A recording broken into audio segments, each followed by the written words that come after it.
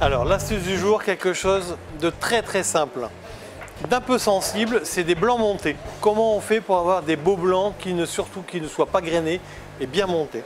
Alors première étape, évidemment on sépare les jaunes des blancs. On fait très attention qu'il n'y ait surtout pas de jaune dans les blancs, sinon ça ne monte pas.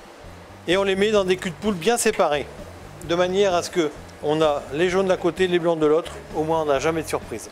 Ensuite, bon, un cul de poule, donc qui est évidemment bien rond, un fouet à blanc, des blancs d'œufs.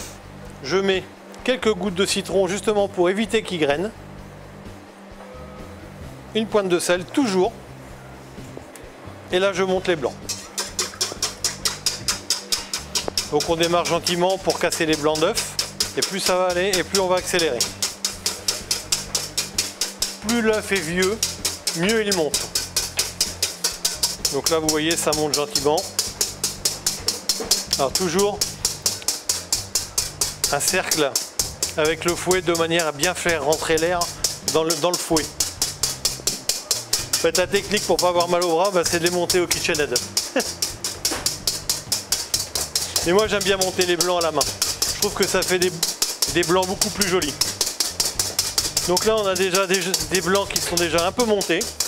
Je vais les sucrer un tout petit peu. Et je continue de monter. Il faut que ça fasse un beau blanc monté, un bec d'oiseau. Donc là je vais remettre un petit peu de sucre encore pour bien les serrer. Ce qu'on appelle bec d'oiseau, on y est. Donc les blancs sont bien montés. Il faut toujours les garder en mouvement. Et là vous aurez toujours des très beaux blancs d'œufs.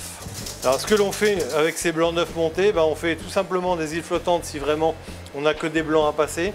Ou sinon c'est pour des appareils, pour des soufflets, pour des gâteaux, ce genre de choses.